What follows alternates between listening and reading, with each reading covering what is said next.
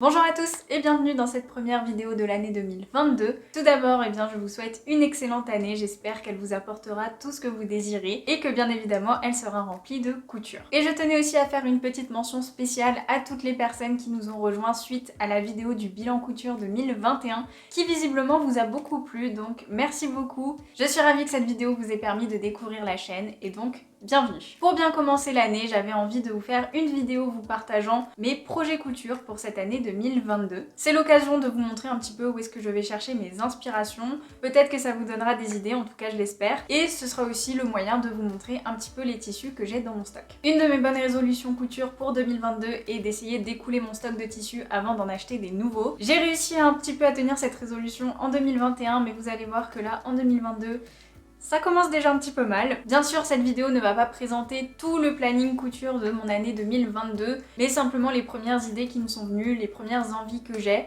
Comme ça va vous permettre aussi d'anticiper un petit peu quelles seront les vidéos qui vont arriver dans les semaines ou les mois à venir. Mais si jamais vous aimez ce genre de format, n'hésitez pas à me le dire. Je me ferai un plaisir de vous refaire ce genre de vidéos un petit peu tout au long de l'année. Sans plus attendre, je vous propose de passer au premier projet couture de cette année 2022. Premier projet couture de l'année, il s'agit d'un jean, puisque vous le savez peut-être, j'avais déjà cousu il y a quelques temps le jean Babette de chez Fibre Mood que j'avais réalisé dans un tissu beige. Mais en fait, je n'ai qu'un seul jean indigo bleu classique dans ma garde-robe et il s'agit d'un des derniers articles de fast fashion que j'avais acheté il y a maintenant 2 ans et demi, 3 ans et qui arrive en fin de vie, il commence à se trouer à divers endroits.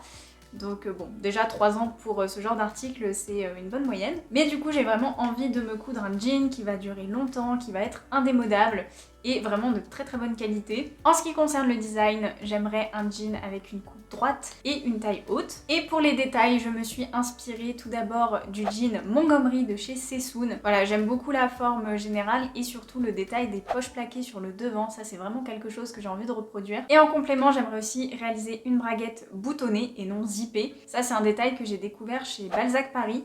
On peut le retrouver notamment sur leur jean Citadel. Alors, je sais que ce ne sont pas les seuls à le faire. Aujourd'hui, il me semble que d'autres marques font ça. Mais à l'époque, c'était la première fois que je voyais ce genre de détail et j'ai trouvé ça vraiment très sympa.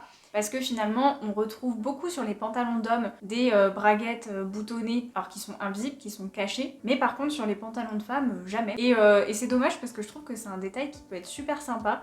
Donc là, j'aimais bien le parti pris de vraiment avoir les boutons apparents. Je me suis dit que ce serait aussi une bonne idée de point technique tutoriel à vous proposer pour celles et ceux qui voudraient changer un petit peu des braguettes zippées classiques. Alors je sais qu'il y a un gros débat autour de ce genre de braguettes. Il y a des filles qui détestent ça, qui n'ont pas du tout envie de boutonner leurs pantalons. Bon, moi ça me gêne pas, donc voilà, après c'est personnel. N'hésitez pas à me dire en commentaire dans quel camp vous êtes. Est-ce que ça vous dérange les braguettes boutonnées ? Ou est-ce que vous aimez bien ça et vous trouvez ça sympa? Alors, en ce qui concerne le patron pour réaliser ce jean, j'aimerais partir du patron Babette de chez Fibre Mood parce que je suis vraiment amoureuse de la coupe. Je l'adore, je le trouve super confortable, très beau, il tombe très bien. Je voudrais conserver la base, par contre éliminer les poches italiennes sur les côtés et les remplacer par ces fameuses poches plaquées inspirées du jean de Sessoun et bien évidemment transformer la braguette zippée en braguette boutonnée. Pour ce qui est de la matière, je vous le disais, ma bonne résolution d'utiliser en priorité mes stocks de tissus tombe déjà à l'eau puisque je n'ai pas de dénime actuellement, il va donc falloir que j'en achète. Alors je suis en train d'essayer de sourcer le dénime le plus respectueux de l'environnement possible. C'est pas chose facile, mais voilà, je veux vraiment un dénime qui soit 100% coton, pas d'élastane pour que le jean ne se déforme pas dans le temps avec les lavages. Je veux une teinture respectueuse avec le moins d'agents chimiques possible, qui soit aussi, si possible, certifié GOTS et idéalement tissé et teint en France. Donc voilà, ça fait beaucoup de critères, mais j'ai déjà trouvé quelques marques qui proposent ce genre d'article. Je vous en parlerai plus en détail une fois que j'aurai arrêté mon choix.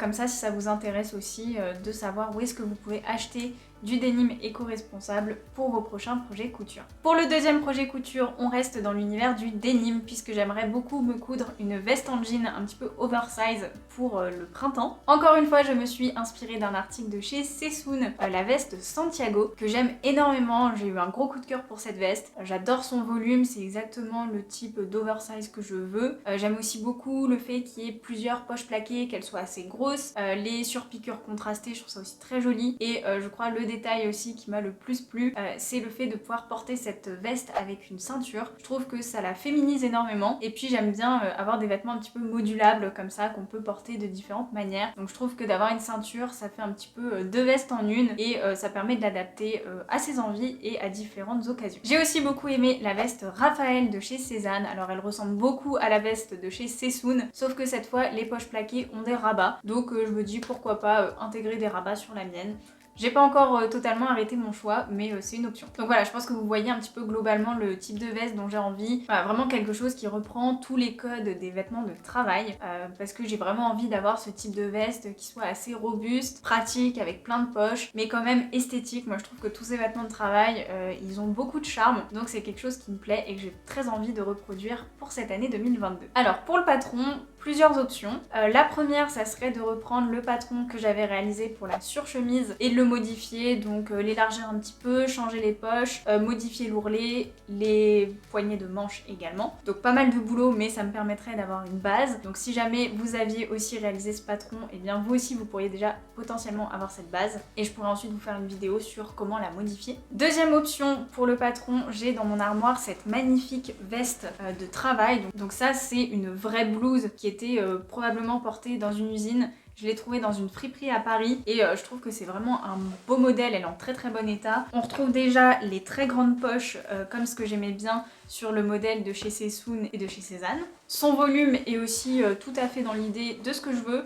Donc je me dis que ça pourrait être une bonne idée de la copier pour en faire un patron et j'aurais plus qu'à faire quelques petites modifications pour qu'il colle exactement au modèle que j'ai en tête. Mais voilà, je pense que ce serait une très bonne base. Et enfin la dernière option, si jamais j'ai pas trop le temps ou que finalement j'ai un petit peu la flemme, ce serait de partir d'un patron déjà existant. J'ai déjà repéré un patron chez Merchant & Mills qui pourrait correspondre un petit peu au type de veste qui me fait envie. Donc si jamais ça vous intéresse, c'est la veste Autoline. Je vous mets le lien dans la barre de description si vous voulez aller faire un tour et regardez, peut-être que cette veste vous plaira également. Pour ce qui est du tissu, eh bien ce sera sans doute le même que celui pour le jean. C'est déjà très difficile de sourcer du denim, donc voilà, je pense que je vais rester sur le même coupon, la même couleur, comme ça je pourrais porter les deux de façon coordonnée. Mon troisième projet couture sera réalisé dans ce tissu que j'ai acheté chez Benitex il y a maintenant plusieurs années. À l'époque il m'avait dit que c'était un tissu qui avait été utilisé par la marque de prêt-à-porter Carole et il est vraiment magnifique, c'est du 100% soie imprimé cachemire, donc j'adore ce tissu. Et j'avais très envie de réaliser dedans une blouse un petit peu style blouse paysanne. Au départ je voulais partir sur ce style de blouse, donc quelque chose de très simple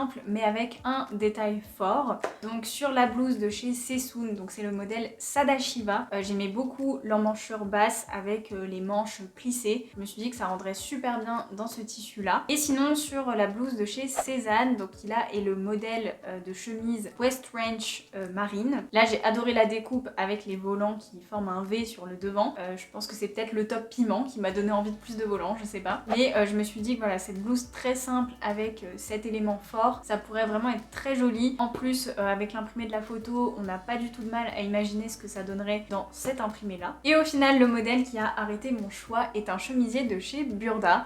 Si vous avez vu ma vidéo bilan couture, je vous parlais dedans d'un chemisier que j'avais cousu dans un Burda de août 2020 que j'aimais énormément, que je porte très très souvent. Donc du coup le fait de vous en parler, ça m'a donné envie de me replonger un petit peu dans mon stock de magazines Burda et de voir s'il n'y avait pas des modèles que j'avais jamais cousus et qui pourraient me faire envie. Et c'est comme ça que je suis tombée sur le chemisier numéro 117 du mois de mars 2020 qui correspond exactement à ce que je voulais pour ma blouse. En fait je trouve que c'est le compromis parfait entre les modèles d'inspiration que je vous ai montrés et en même temps c'est pas non plus un modèle trop complexe parce qu'avec ce genre d'imprimé ça sert à rien d'avoir trop de détails compliqués parce que de toute façon on les verra pas. Mais par contre c'est un chemisier qui a comme vous pouvez le voir sur le dessin technique différents empiècements qui sont un petit peu froncés, donc je pense que ça va vraiment créer un très joli volume dans la soie. Donc j'ai hâte de réaliser ce chemisier. Alors je m'étais plaint de la façon dont taille Burda, donc cette fois je vais faire très attention. Je pense que je vais faire une toile avant et je vous ferai un petit retour le moment venu sur comment éventuellement j'ai réussi à modifier le patron pour qu'il soit parfaitement à ma taille. Alors je crois que j'ai presque 3 mètres de ce tissu là, donc il va sans doute m'en rester une fois que j'aurai fait la blouse. Du coup dans le reste je pense faire peut-être peut-être un kimono. Alors ça c'est vous qui m'avez inspiré pour le coup parce que sur Insta je vous avais un petit peu demandé quels étaient vos projets couture pour 2022 et j'ai eu quelques kimonos et je me suis dit que c'est vrai que c'était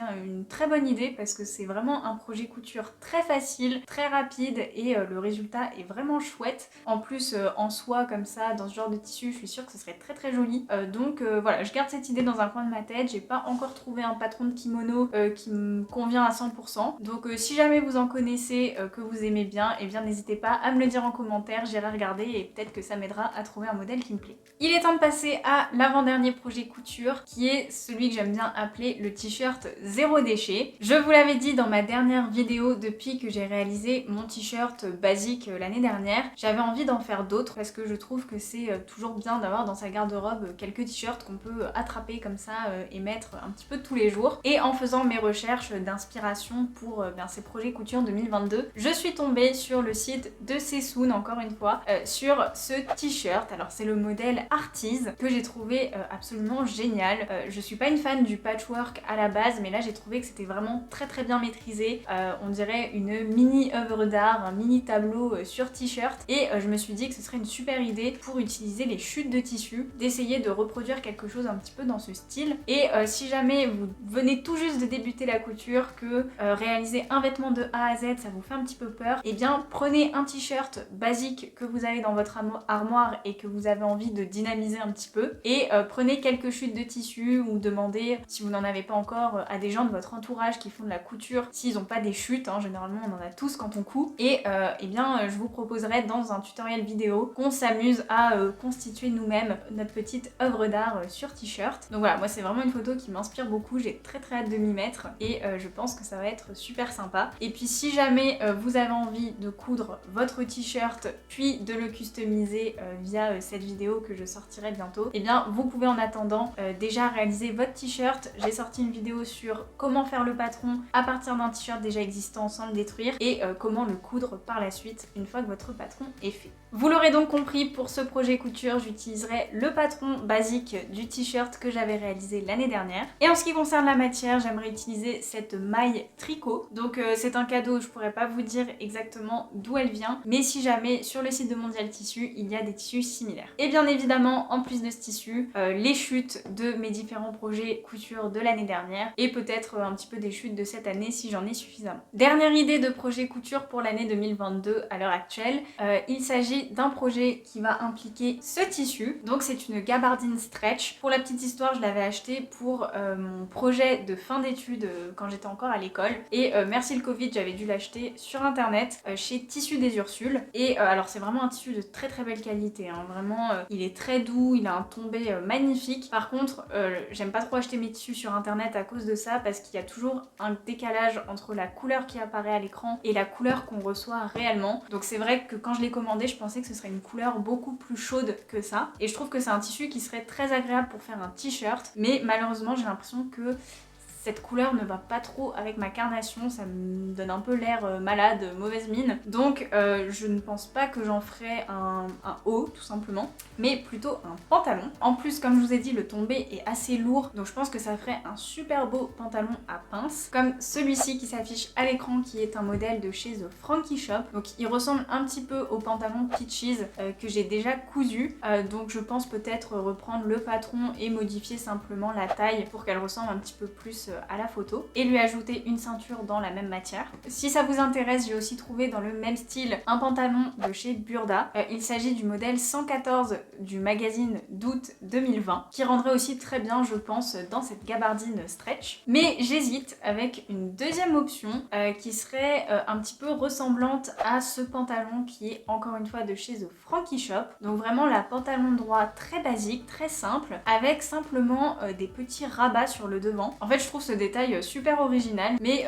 par contre sur la photo de The Frankie Shop, je trouve que les rabats sont un petit peu bas, je sais pas, moi ça me choque un peu visuellement, j'ai envie de les remonter. Donc je pense que si je faisais mon pantalon dans ce style là, je mettrais plutôt les rabats juste en dessous de la ceinture du pantalon. Et en plus ces petits rabats, je sais pas pourquoi, ils me font penser aux poches qu'on trouve sur les trench. Et le tissu que j'ai là, la gabardine, c'est vraiment le tissu emblématique du trench. Alors là elle est un petit peu différente parce qu'il y a un peu d'élastane dedans, donc forcément c'est beaucoup beaucoup plus souple qu'une gabardine classique, mais je pense que ça pourrait être un clin d'œil assez sympa de faire un peu ce trench revisité façon pantalon. Donc voilà, c'est une idée qui me plaît bien. J'hésite encore entre les deux, donc dites-moi en commentaire ce que vous préférez. Est-ce que vous aimez plutôt le pantalon taille haute à pince ou plutôt le pantalon façon trench? C'est tout pour ces premières idées de projet couture pour 2022. J'espère que cette vidéo vous aura inspiré et donné des idées pour vos projets couture. J'espère également que vous avez autant hâte que moi que ces projets prennent vie sur ma chaîne dans les semaines et les mois à venir. Bien évidemment, toutes les informations que je vous donne dans cette vidéo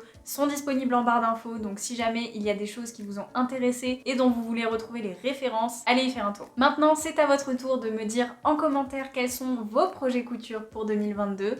Moi aussi j'ai besoin d'inspiration, donc faites-moi rêver. Si vous ne voulez pas rater les prochaines vidéos de cette année, n'oubliez pas de vous abonner si ce n'est pas déjà fait. Et quant à moi, je vous dis à la semaine prochaine pour une nouvelle vidéo.